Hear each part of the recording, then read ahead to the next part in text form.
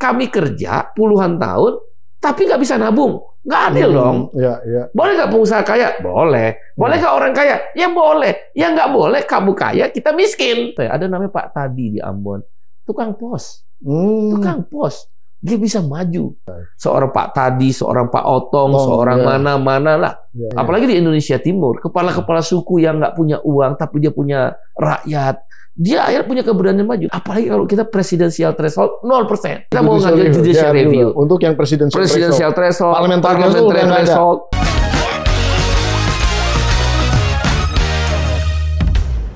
Bismillahirrahmanirrahim. Assalamualaikum warahmatullahi wabarakatuh. Sobat Forum, apa kabar? Kembali bersama saya Pumpida Hidayatullah, PhD di PhD 4K. Podcast hanya di sini, kritis, kreatif, konsisten, dan kocak. Lagi-lagi kita agak susah kalau ngomong yang kocak, karena hari ini kita kedatangan tamu yang sangat luar biasa nih. Karena kita mau ngomongin tentang bagaimana sih itu ceritanya undang-undang pilkada yang tadinya kemudian di judicial review bisa kemudian membuka peluang tidak terjadinya lawan kotak kosong. Bersama saya sudah ada Presiden Partai Buruh, Bung Said Iqbal, luar biasa nih. Assalamualaikum Bang. Waalaikumsalam. Waduh, ini teman lama dan waduh, ini ceritanya gimana itu ya? Judicial review, orang nggak pada ngeliat, nggak ada yang merhatiin. Iya. Tiba-tiba keluar hasilnya, semua orang jadi euforia ya, jadi hype, bisa menikmati, malah partai gede yang nikmatinya. Partai Buruh dapat nggak?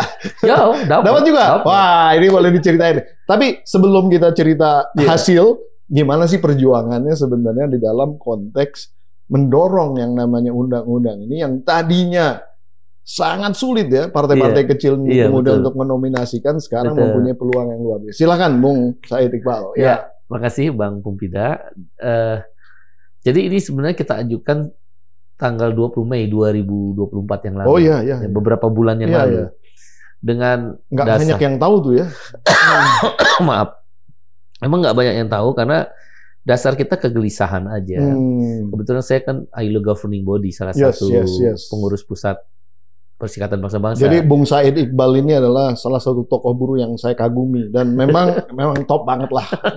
Lanjut sorry saya potong. Kita datang ke negara-negara yang maju demokrasinya ya. Karena kita percaya demokrasi yang sehat dia pasti akan berimplikasi pada kesejahteraan, welfare state ya kan. Kita kan menganut sistem itu. Negara kita, negara Pancasila menganut sistem welfare state, dan negara-negara Skandinavia, Eropa Barat, dan beberapa negara-negara di Eropa Latin juga, di Amerika Latin maksud saya juga menganut sistem itu. Khususnya di Indonesia kan ada keadilan sosial bagi seluruh rakyat Indonesia. Oleh karena itu kami yang ada di Partai Buruh sangat tidak hanya buruh kan, ada serikat petani, ada teman-teman aliansi nelayan, ada guru dan tenaga honorer. Kita berkeyakinan menuju kepada kesejahteraan itu demokrasinya harus sehat. Nah, demokrasi yang sehat, kita percaya kan paling tertinggi itu boleh memilih dan dipilih. Nggak boleh ada satu warga negara pun dalam sistem demokrasi nggak bisa memilih, nggak boleh. Begitu pula sebaliknya, tidak boleh ada orang baik kemudian tidak bisa dipilih hanya karena demokrasi itu istilah kita dibajak. Nah, undang-undang pilkada, undang-undang parliamentary, pemilu yang terkait dengan parliamentary threshold, presidensial threshold, dan beberapa aturan-aturan lainnya termasuk orang hanya boleh memilih pilpres, tidak boleh memilih pilpres DPR dan DPRD ketika dia tidak di tempat sesuai alamat KTP. Itu kan menghilangkan hak suara. Nah, oleh karena itu kita gugat dulu. Pertama waktu itu kan parliamentary threshold gagal. Nah, baru pilkada. Dasar pemikirannya sederhana. Waktu itu belum ada kasus Anies, belum. Kita hanya berpikir sederhana. Kok kita peserta pemilu, partai politik peserta pemilu ya kan ya. Nah, kemudian kita udah melakukan verifikasi administrasi, verifikasi faktual, konsolidasi jaringan terbentuk. Kok nggak bisa memilih di daerah nggak bisa memilih calon kepala daerah, nggak bisa mendorong calon kepala daerah.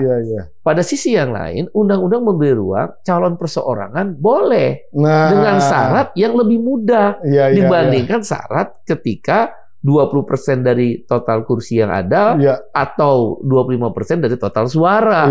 Kan itu berat dibandingkan hanya sekian persen daripada perseorangan.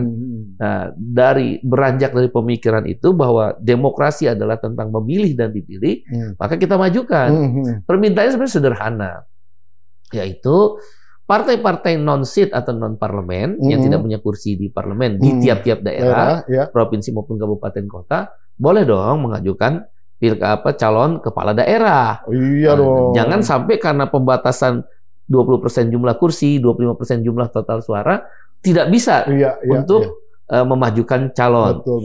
Nah, berarti kan dibajak oleh kekuatan yang merasa paling besar karena ada kursi itu atau suara 25% tadi.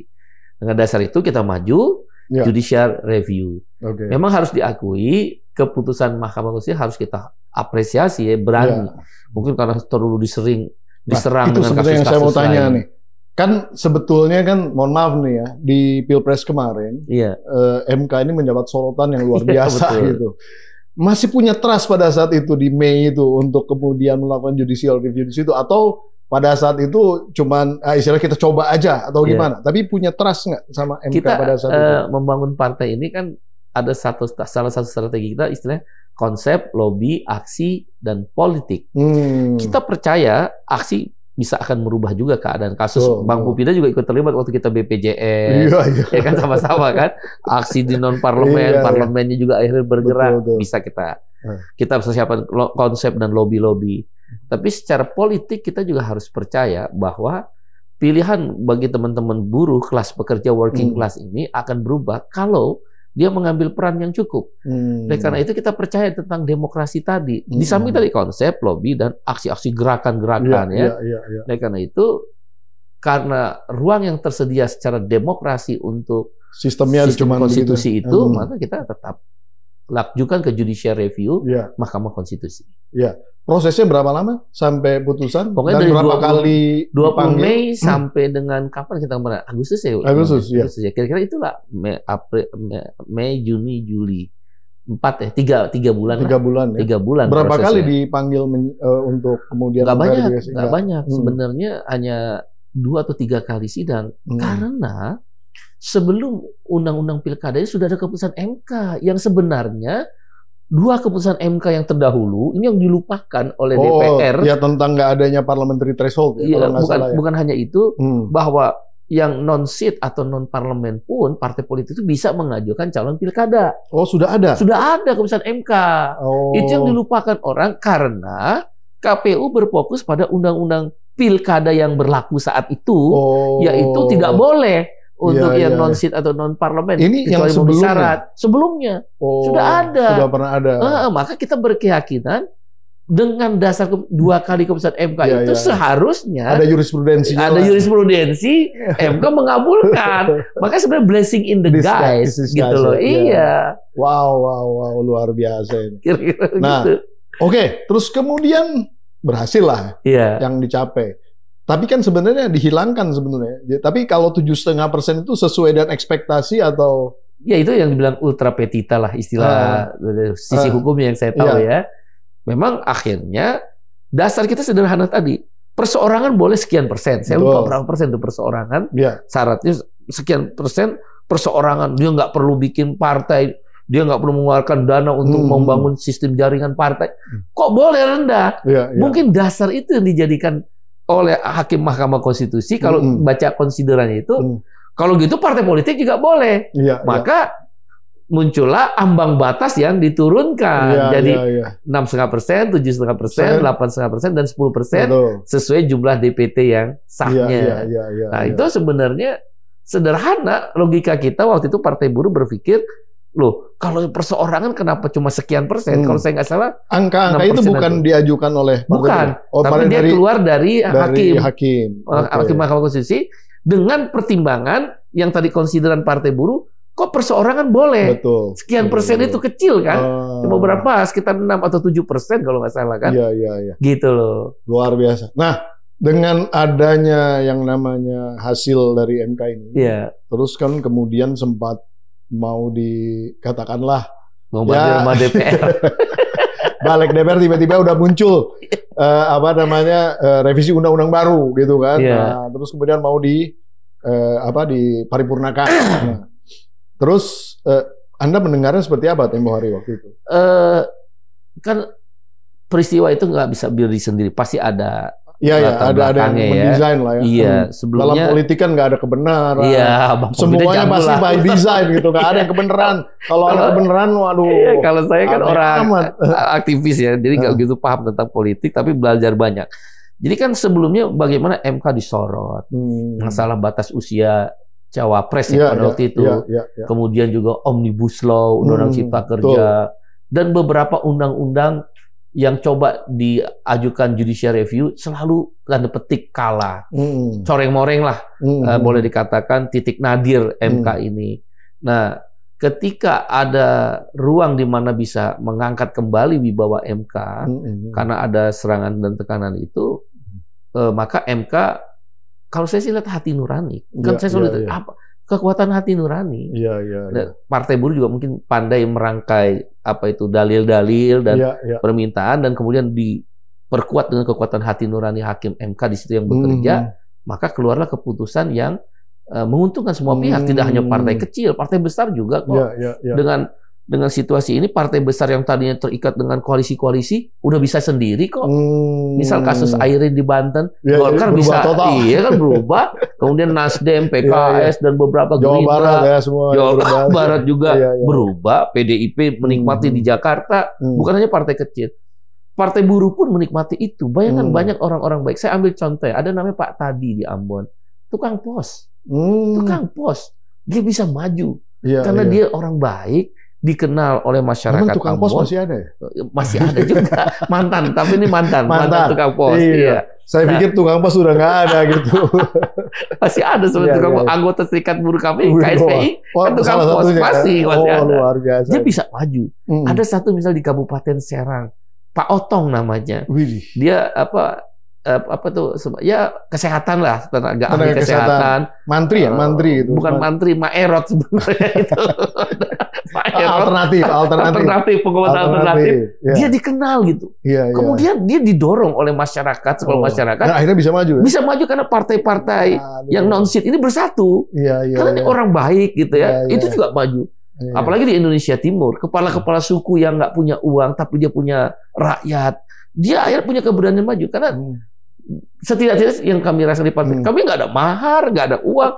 Bahkan ada orang datang mau maju, dia nggak punya ongkos pulang, nggak kita minta uang, kita kasih ongkos untuk dia balik lagi, karena dia harus ngambil SK. Jadi banyak hal yang akhirnya bergairah, demokrasi menjadi kembali sehat. Setiap orang akhirnya mencari siapa yang orang baik bisa kita hantarkan. Dan partai-partai besar kan juga nggak merasa jumawa dia bahwa kalau mereka bersatu, berkumpul dalam koalisi, maka seolah negara ini milik mereka yang bisa mereka atur. Menurut saya, akhirnya MK menggunakan hati nurani. Saya melihat itu. Dia menggunakan hati nurani. Nah, ketika DPR ingin membardir tadi yang Bang Pumpi tanyakan, kan yang melawan bukan MK, kan rakyat. Bayangan seorang Reza Rahardian ikut bersama Partai Buruh, Joko Anwar, kemudian Joko Anwar, siapa anaknya Kang Ikang Fauzi, komika-komika, kan ada Ceng Abdel, Muhammad Keliling, Bintang Emon dan sebagainya. Mereka datang. Waktu itu saya ingat benar aksi tanggal 22 Agustus itu yang punya pemberitahuan aksi itu cuma Partai Buruh. Karena feeling saya ini kalau kita nggak waktu itu kan tanggal 20 Agustus kita aksi ke DPR mengingatkan DPR jangan melawan konstitusi, itu pasti DPR dalam setengah hari udah menyelesaikan revisi undang-undang pilkada yang baru. Sekarang sih semuanya bisa instan dan cepat. Karena kan dibalik Bang ya. Padahal biasanya kan bikin pansus, panja, ini nggak ada lagi. Saya di balik itu juga baru menyaksikan proses penyusunan undang-undang secepat itu. Betul. Gitu. Baru pertama kali. Lebih paham lah karena menjadi anggota DPR yang kritis waktu itu juga. Nah, oleh karena itu saya feeling aja harus aksi. Maka saya ambil inisiatif aksi. Itu pun saya test case dulu. sekitar 300 sampai 500 orang. Oh, saya nggak nyangka, ada di satu stasiun TV malamnya saya ngomong, saya bilang tentang masalah pilkada ini kan, pokoknya saya ingatkan DPR, kalau coba-coba membajak demokrasi, kami akan turun. Rupanya menurut saya dengar informasi dari kawan-kawan pihak keamanan, dari kawan-kawan aktivis, bang, gara-gara abang ngomong gitu, ibu-ibu datang, komika datang, katanya. Wah, saya bilang, itu blessing in the gut. Artinya, ketika rakyat dia mengambil inisiatif dirinya sendiri, ini kan tentang bukan siapa kuat, siapa lemah. Ini tentang kamu nggak boleh abaikan konstitusi. Betul. Nah, MK kan diem aja habis itu. Tapi rakyat yang bergerak. Nah, disitulah kita akhirnya makin percaya. Terakhir kawan-kawan mahasiswa, ketika sore hari yang sampai ngebuka itu mahasiswa ya, yang dorong itu ya. Emang kami waktu itu udah mulai bergeser ke KPU untuk meyakinkan, kan kunci operasionalnya di KPU itu. Ya, peraturan KPU-nya. Peraturan KPU-nya, betul Bang. Nah, disitulah sebenarnya datang berbondong-bondong tuh nggak ada yang ngundang. Salah satu yang dapat informasi, saya berdasarkan informasi karena saya ngomong itu, saya undang semua datang, gitu loh. Puluhan ribu itu waktu itu, Pak. Ini kan sebenarnya ada yang aneh nih. Saya dengar ada kerjasama dengan Partai Gelora, di mana Partai Gelora sebenarnya sudah mendukung di Kim Plus juga gitu sebenarnya. Dan kemudian saya dengar Partai Gelora kayak bingung gitu kan berhasil gitu. Nah, ceritanya gimana sih sebenarnya kok ngajuin bareng-bareng Partai Gelora itu terus kemudian gimana ceritanya? Sebenarnya beberapa kan yang masuk parlemen 8 partai politik ya, partai politik. Berarti 10 ya yang enggak ya. Nah, kita udah ajak 10-10-nya. Kali produktif kan Partai Buruh tuh ngajuin parliamentary threshold. Ya mesti kita presidensial threshold. Kalau kita mau kan demokrasi harus kita ambil kembali. Harus terbuka. Iya, terbuka, sehat, memberi ruang yang sama, kesetaraan. Nah, maka kita ajak partai-partai itu, di antara semua Gelora yang mau. Itu pun Gelora nggak pernah datang, nggak pernah bikin konsep. Itu konsep semua dari tim kuasa hukum kami ya. Ada. Tapi di narasi gugatan ada nama Partai Gelora. Ada nama sebagai penggugat. Oh, sebagai penggugat. Ada. Dan yang membuat semua gugatan memang Partai Buruh. Kuasa hukum Partai Buruh, Nasib dan Said Salahuddin. Tapi dapat mandat dari Partai Gelora. Dapat dari Gelora. Kan kita kasih tahu nih begini loh. Dan kuasa hukum Partai Gelora dalam beberapa kali sidang juga hadir. Termasuk keputusan juga ada. Cuma mereka nggak nyangka akan berhasil. Dan jadi besar seperti sejauh itu, betul. Apalagi yang saya gelisah juga ketika saya bukan persoalan Anies atau tidak Anies ya dalam kasus DKJ Jakarta itu ya, DKJ Jakarta. Enggak, bagaimana mungkin demokrasi di mana rakyat Jakarta menginginkan Anies berdasarkan survei. Kalau kita percaya survei, semua lembaga survei, ya paling tinggi. Dia paling tinggi. Kan secara logika demokrasi harusnya orang ini mendapat kesempatan dong untuk berkontestasi. Tapi kan dibajak sama partai-partai itu. Supaya dibentuk koalisi nggak bisa calonkan atas dasar persyaratan demokrasi. Ini nggak boleh. Masa syarat menutup tujuan? Tujuan nggak boleh ditutup hanya karena syarat, gitu loh. Justru harusnya syarat menghantarkan tujuan. Itulah demokrasi kan. Nah, makanya langsung begitu dinyatakan menang oleh, bahkan ambang batasnya diturunkan oleh MK, saya telepon Pak Anies, Pak maju. Kesempatannya ada, karena waktu itu PDIP udah mati kutu kan, nggak bisa kalau ikut aturan lama, ya kan? Apalagi partai-partai non parlemen, karena semua udah masuk di koalisi yang sedang digagas untuk mengusung Pak Ridwan Kamil pada waktu itu. Akhirnya Pak Anies kan punya kesempatan, peluang. Nah, sampai titik akhir pun Partai Buruh bukan masalah Aniesnya. Sampai jam 23.59 kita nggak bergeser. Satu-satunya provinsi yang Partai Buruh tidak akhirnya mencalon maksud DKJ ini, daerah khusus Jakarta ini, Pak Anies. Karena kita konsisten, bukan Aniesnya, demokrasinya kita kawal. Masa kita tinggal orang yang menurut warga Jakarta dialah yang layak, menurut warga Jakarta dari hasil survei, kan nggak adil gitu. Kalau mau kalah dalam kontestasinya lah. Setelah demokrasinya jalan. Nah, itulah yang kemudian partai-partai yang non-seat itu sebenarnya tidak terlibat langsung dalam proses gugatan di MK tersebut. Iya, soalnya saya dengar-dengar dari Partai Gelora yang dimarah-marahin. Iya, katanya habis sidang kuasa hukumnya dipanggil.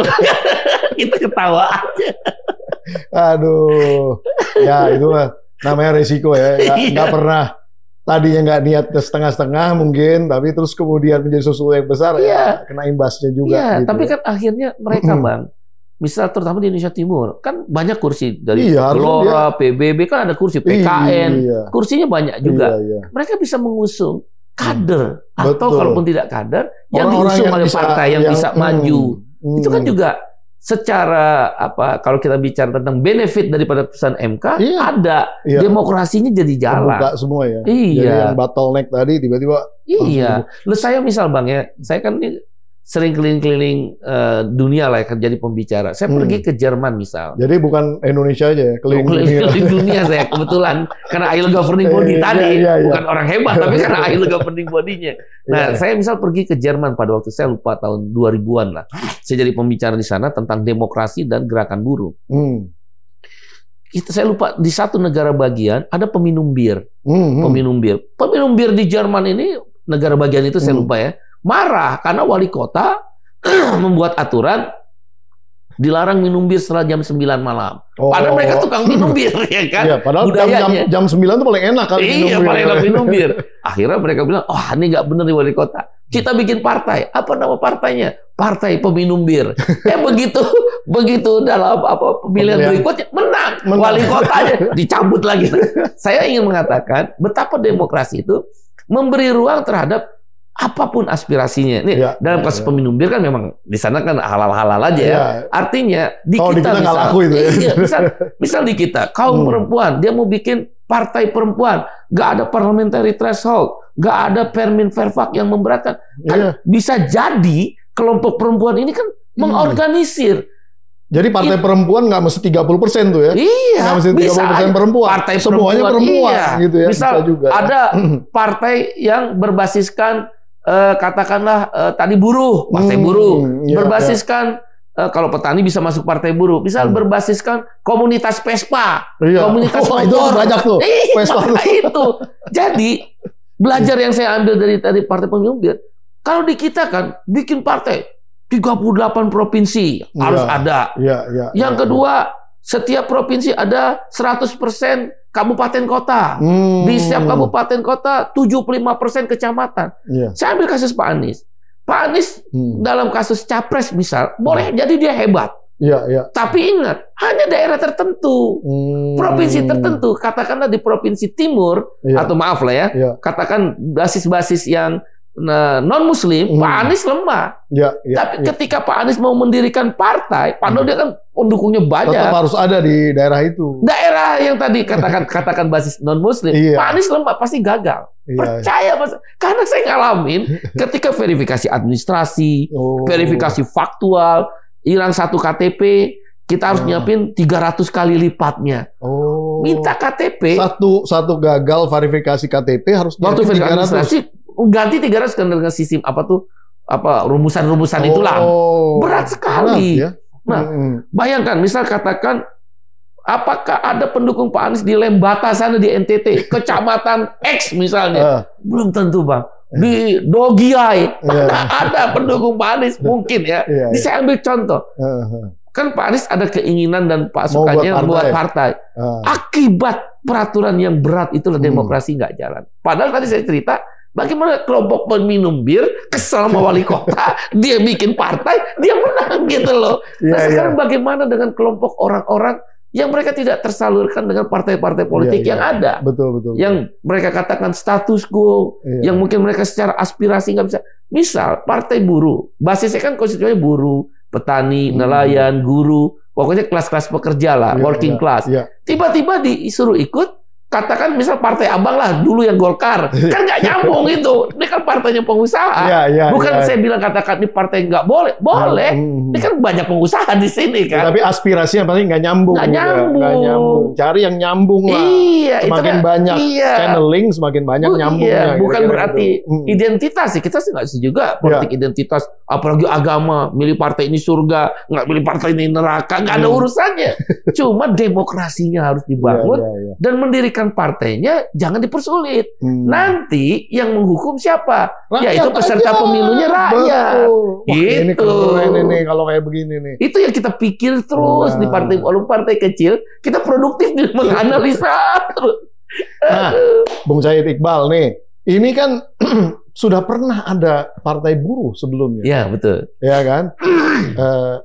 Pak Mokhtar Pakpahan betul kalau sekali. ya. Ya. Dan dianggap ya memang buruh ini mempunyai satu basis kelompok yang tersegmented sebetulnya. Betul. Sehingga banyak orang berpikir sebenarnya dengan mengusung isu working class buruh ini nggak menarik. Iya, betul. Nah, apa yang membuat Anda kemudian masih yakin nih bahwa dengan konstelasi permainan di isu sektor para pekerja ini masih bisa mendorong katakanlah suara-suara politik yang bisa didengar gitu. Kira-kira gimana pemikirannya? Pertama, ketika almarhum Profesor Dr. Mokhtar Pakpahan SHMA mendirikan partai ini bersama pendiri-pendiri lain termasuk Bang Sony Pujisasono, hanya satu serikat buruh yang mendukung, yaitu SBSI, yang juga diketuai oleh Bang Mokhtar. Serikat buruh lain tidak bergabung. Sekarang 4 konfederasi serikat buruh terbesar, KSPI, KSPSI Andi Gani, kemudian ada KSBSI, ada KPBI bergabung. Di sini ya, di sini. Buruh ya. Iya, dihidupkan kembali istilah kita. Ada 60 federasi serikat pekerja tingkat nasional. 60. Ya, berarti jumlah anggota kita hitung-hitung kalau menggunakan bukan yang Depnaker punya ya, yang internal catatan itu bisa hampir 10 juta. Kalau dengan ibu, istri, anak, kalau jam selesai kan punya faktor pengalih koefisien 1,4. Berarti kan hampir 24 juta. Captive, belum tentu semua milih partai buruh, belum. Tapi kan ada captive-nya. Ada 24 juta orang targetnya yang bisa kita ambil suara dari sini, kita kelola dengan basis-basis isu. Oleh karena itu kita berkeyakinan. Apalagi ditambah Serikat Petani Indonesia yang Henry Saragi, ketuanya, ketua umumnya, dan beliau kan mantan Presiden La Campesina, yaitu Persatuan Petani Sedunia. Latar belakang dia petani sedunia, latar belakang saya ILO Governing Body tingkat dunia. Di sini yang kemudian semangat yang kedua. Yang pertama, lebih spektrumnya lebih luas, organisasinya. Yang kedua, sehingga captive marketnya lebih luas. Yang kedua, tingkat dunia pemimpin petaninya dan pemimpin buruhnya. Bang Mokhtar juga, tapi kan tidak meluas. Nah, yang ketiga faktor di mana kesadaran politik ketika zaman almarhum Bang Mokhtar dengan sekarang beda. Sekarang ada sosial media, lebih terbuka, lebih mudah, lebih mudah akses masyarakat, benar. Baru zaman Bang Mokhtar kan tekanan masih kuat. Bang Mokhtar bahkan ancaman penjara luar biasa Bang Mokhtar. Nah, mungkin itulah amal jariahnya Bang Mokhtar merintis. Nah, kemarin kita hidupkan kembali, mereka istilahnya partai 0,0 terus ya. Paling top itu kalau saya nggak salah 400-500 ribu suara. Betul. Ya. Nah, kita yakin dengan keterbukaan, dengan kesadaran politik. Misal kayak di SPMI, Federasi Serikat Pekerja Metal Indonesia atau KSPI yang saya pimpin, Bang Pumpi kan tahu waktu kita BPJS, kan kesadaran politik kita kuat tuh. Kemudian dulu mungkin tidak mempunyai iuran yang kuat, sekarang iuran kami kuat sekali, miliar-miliaran setiap bulan bisa digali dari anggota. Nah, faktor-faktor itulah yang kemudian kami menjadi lebih percaya diri, lebih firm bahwa ini secara identitas kelas, the working class, ini harus digarap. Karena tadi kepentingannya beda. Nggak mungkin kita bersama dengan partai agama yang berbicara mungkin nilai-nilai agama, bicara tentang pesantren, bicara ini, tapi nggak bicara upah. Mana ada partai yang bicara upah? Nggak ada partai yang bicara tanah. Nggak ada partai yang bicara tentang hak-hak pekerja perempuan. Nggak ada partai yang bicara tentang lembur. Ini kan harus loh. Di Inggris aja kemenangan sekarang partai buruh, itu kan bicaranya itu.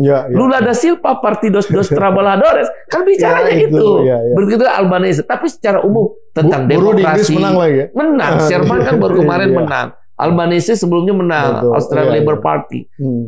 Dari kebetulan saya juga kesadaran saya berpolitik mulai muncul, dan saya belajar dari keliling-keliling dunia itu, oh iya memang nggak ada pilihan. Partai yang berbasis kelas pekerja ini harus dibangun. Nah, itu kan bisa dilihat. Terakhir kan sekali lagi partai buruh almarhum Bang Mokhtar ini paling tinggi yang dilanjutkan oleh Bang Sony Pujisasono, paling tinggi itu 400 ribu atau 500 ribu suara. Hari ini udah hampir 1 juta. 970 sekian pemilih. 2 kali lipat tuh ya udah. Pertama 2 kali lipat. Kemudian kesadarannya tentang membayar. Abang boleh cek siapa cukong kita, nggak ada. Ya. Kita mau aksi aja. Kita mau. Saya udah tahu itu banyak.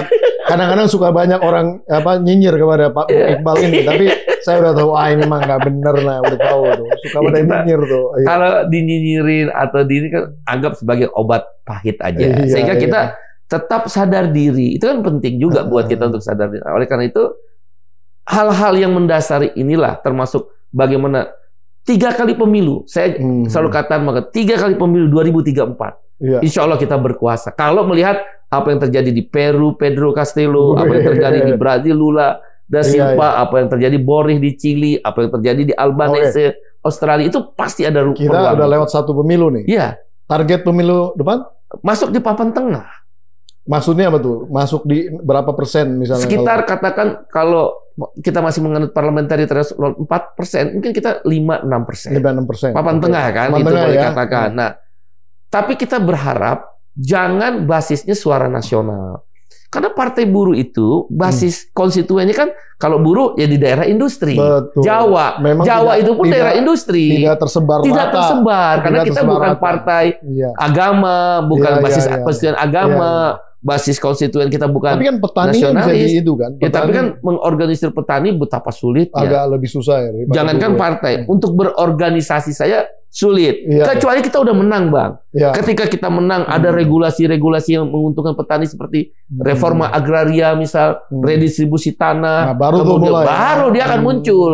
Sekarang kan masih advokasi oleh Serikat Petani Indonesia (SPI), pimpinan Bang Henry dan Ruli Ardiansyah itu. Nah, oleh karena itu kita menginginkan, ini lagi kita menggugat lagi, pokoknya paling produktif lah JR lagi. Pertama, karyawan kontrak, karyawan outsourcing kan jumlahnya puluhan juta. Ini nih Omnibus Law berarti yang di ini. Yang di Omnibus Law harus dikembalikan hak-hak buruhnya, dihapus lah klaster tenaga kerja. Sehingga mereka kan jadi, oh iya, ada perjuangan partai. Tuh. Satu. Yang kedua, pemilih. Karyawan kontrak, karyawan outsourcing kan nggak bisa milih DPR, DPRD karena kebanyakan mereka kan urban, Bang. Tinggal misal di Brebes, tapi milihnya di Bekasi, kan nggak boleh. Jam-jam tertentu mereka nggak akan bisa balik. Nggak bisa balik ke daerahnya untuk milih. Karena libur sehari bisa dipecat dia, ya kan? Libur saat pemilu, tapi sebelum pemilu dan setelah pemilu kan mereka harus nggak masuk juga. Per jam pemilihan ya. Iya, makanya kita minta sistem pemilihan itu bukan basis tempat tinggal, tapi domisili. Supaya hak buruh atau itu tidak hilang. Di mana saja paling penting mereka memang pemilih yang sah. Iya, KTP. Kan KTP kita udah single identity. Ya sebenarnya semua sekarang kalau pakai basis elektronik digital, sebenarnya semua bisa. Bisa, betul. Masalahnya kan kita yang banyak orang masih ragu-ragu dengan digital ini.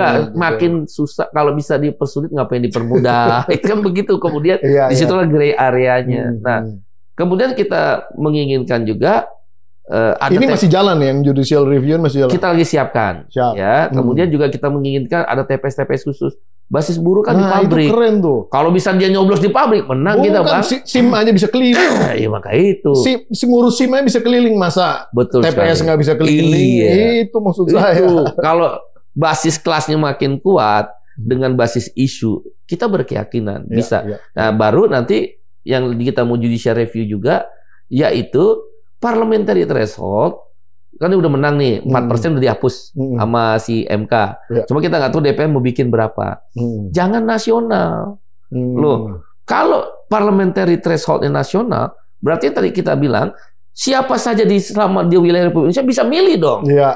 Jangan dia KTP Brebes, tinggal di Bekasi, karena nggak pulang Brebes, nggak bisa milih. Betul. Padahal parliamentary threshold nasional. Katanya NKRI. Ya? Iya, makanya kita bilang sama MK, jangan begitu dong parliamentary thresholdnya, perdapil. Betul. Kalau perdapil, Bang, maka kita akan kerja di basis-basis buruh aja dulu. Tembus nanti kita katakan 20 kursi aja sih masih bisa kita dapatkan di DPR RI. Jadi cukup dapil. Misal Jabar yang basis buruh itu kan Jawa Barat tuh. Cukup Jabar 1. Jawa Barat juga nggak usah. Jabar 1, Jabar 2, Jabar 3, Jabar 5, Jabar 6, Jabar 7. Udah cukup. Di DKI paling banyak kan Jakarta Timur. Udah dan DKI. Nggak usah sebaran. DKI 1. Dia kan dapat.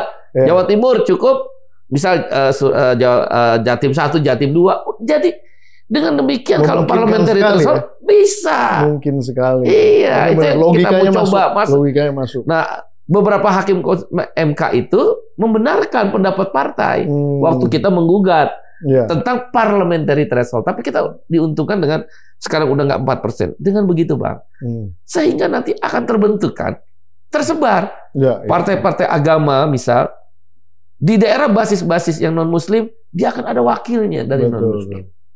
Jangan semua Muslim semua. Betul. Yang non Muslimnya siapa yang mewakili ini? Sebaliknya, partai-partai yang basisnya adalah Muslim, ini kalau partai agama, orang Muslim wajar, itu demokrasi. Misal kayak CDU, CSU, partai Angela Merkel, Perdana Menteri di Jerman. Memang partai Christian Socialist Union, CSU-nya di Berlin Timur misalnya menang.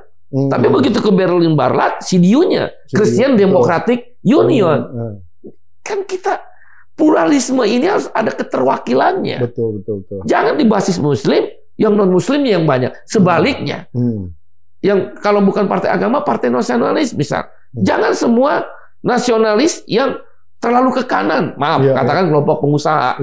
Tapi nasionalis yang agak kiri tengah misal, kelompok-kelompok proletarnya kan tidak masuk di dalam perwakilan-perwakilan di DPR itu. Nah, oleh karena itu, demokrasi adalah memberi ruang yang sama. Kesetaraan, bukan majority, bukan minority, tapi tentang kesetaraan berdasarkan geografi wilayah, tentang suku agama, itu sah-sah aja.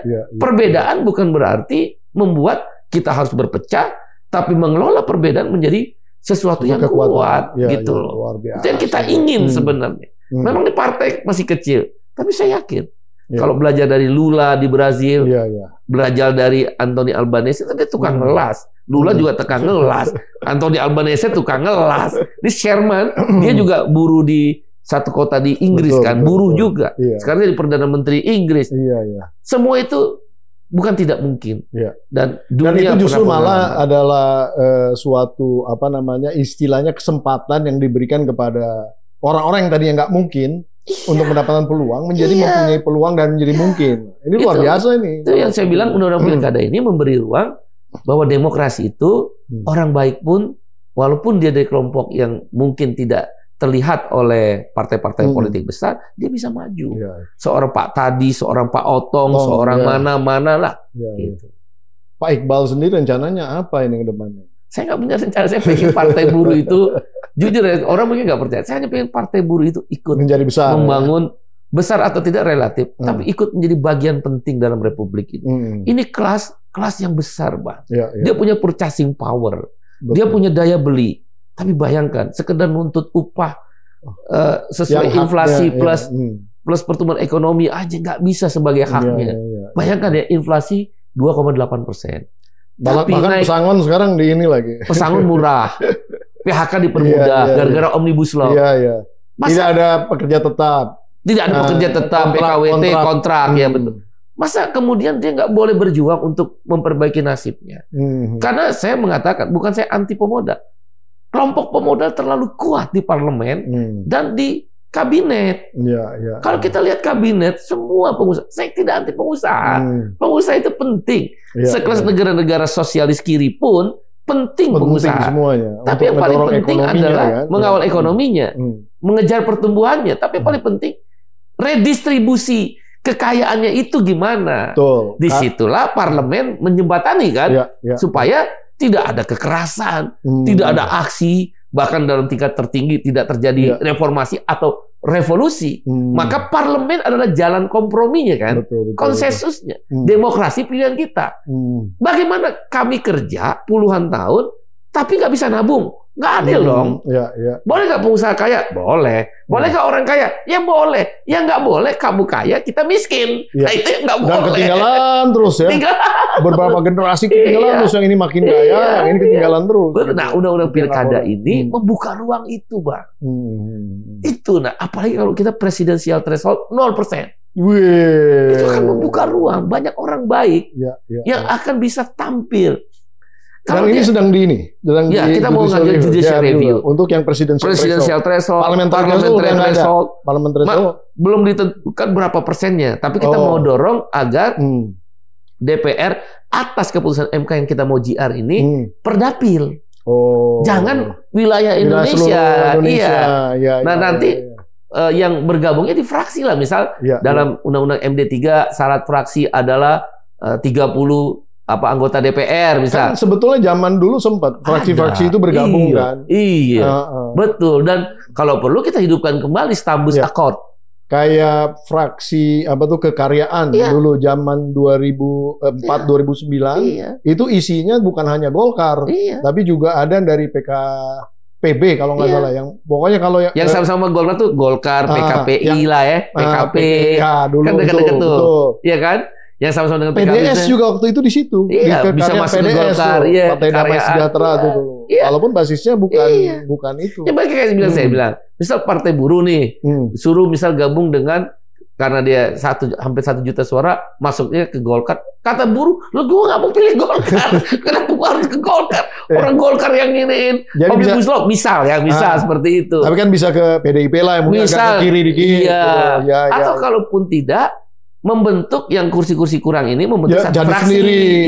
Iya. Jadi ada warna tersendiri itu ya. Itu Bang sebenarnya. Zaman dulu juga ada kan istilahnya partai gurem kalau dalam konteks fraksinya kan di ini kan ingin penyederhanaan partai politik seperti ketika Pak Harto berhasil menyederhanakan partai politik fusi-fusi itu kan Bang. Tapi kita lihat akhir kan satu penelitian itu saya juga selalu yakin di Italia Bang oleh satu lembaga internasional saya lupa.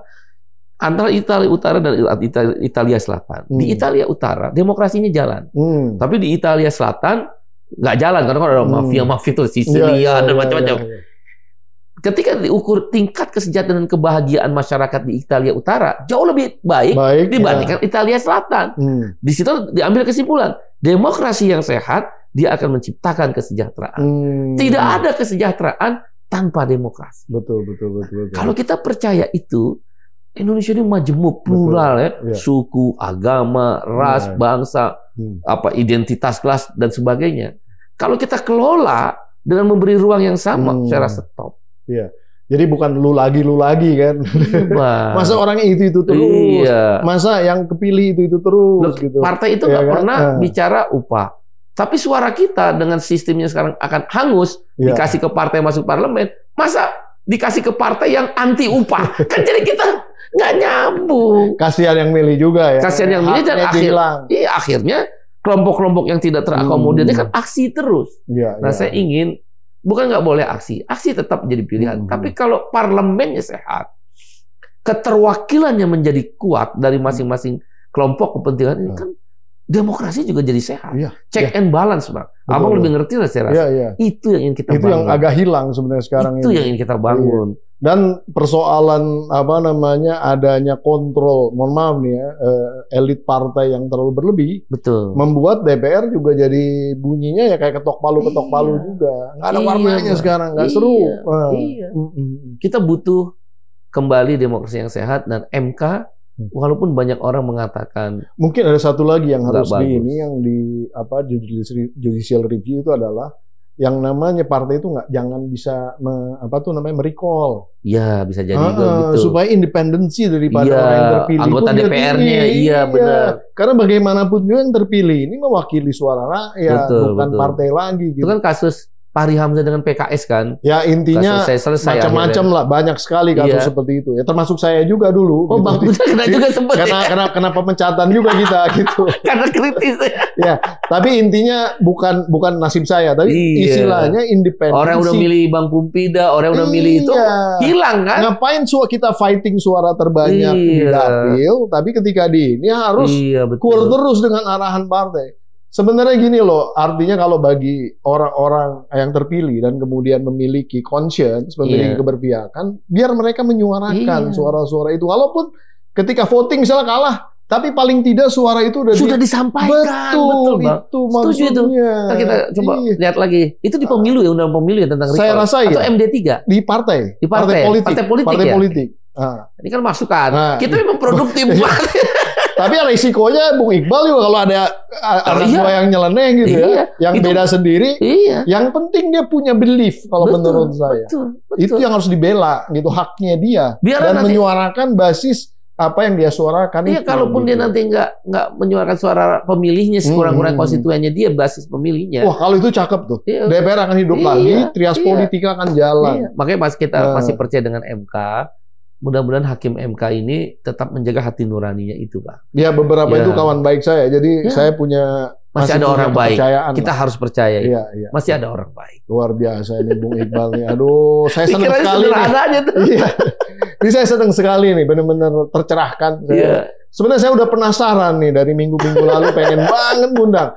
Cuman saya tahu aslinya sibuk sekali dan alhamdulillah kita bisa ketemu ya pada hari ini. Dan mungkin ada beberapa hal yang ingin disampaikan kepada audiensnya forum. Silahkan langsung di sini nih ke kamera ini. Baik, makasih Bang Pembina. Teman-teman podcast forum ini, demokrasi yang sehat adalah demokrasi yang memberi ruang kesetaraan untuk memilih dan dipilih. Banyak negara yang saya kunjungi di mana mereka percaya kesejahteraan akan muncul ketika demokrasi memberikan ruang yang sama itu. Tapi yang paling penting adalah check balance antara trias politika itu kuat. Dan yang terakhir, kalau kita percaya Rechtsstaat negara hukum pilihan kita, tidak Machtstaat negara kekuasaan, maka kita harus percaya ketika hukum itu menjadi pedang lah, jadi pedang utama. Tapi ketika hukum tumpul, maka hanya masalah waktu. Gerakan rakyat, gerakan massa, gerakan buruh, dia akan mencari salurannya sendiri. Dan kita tidak ingin itu. Saya percaya Indonesia akan kuat. Luar biasa ini. Saya punya harapan besar terhadap Bung Iqbal dan para guru, mudah-mudahan semakin maju ke depan. Sama-sama. Kita di forum akan terus mendukung ini di dalam konteks apapun yang kita bisa suarakan tentunya. Terima kasih. Ya, mudah-mudahan selama berpihak kepada rakyat kita akan berada di belakang Bung Iqbal dan kawan-kawan. Terima kasih, Bang. Baik, terima kasih udah hadir di sini ya, luar biasa banget. Terima kasih. Nah, itu dia Sobat Forum, itu tadi adalah presiden daripada Partai Buruh yang luar biasa, namanya Bung Said Iqbal. Catat itu namanya, karena nanti makin lama makin jadi top aja nih orang. Saya orang biasa aja, Bang. Nah, orang yang kecil. paling penting adalah bukan orangnya, tapi apa yang difikirkannya, apa yang dia ingin cita-citakan ke depan, dan kita harus selalu berada di belakang orang-orang yang baik dan mempunyai cita-cita yang mulia demi Indonesia yang tentunya lebih baik ke depan. Terima kasih bersama saya Pembina Hidayatullah di acara PhD 4K podcast hanya di sini. Kreatif, kritis, konsisten, dan kocak. Ada kocaknya juga tadi ternyata. Kita ketawa terus ya. Luar biasa. Sampai di episode berikutnya. Wassalamualaikum warahmatullahi wabarakatuh. Waalaikumsalam warahmatullahi wabarakatuh. Bang, thank you Bang ya.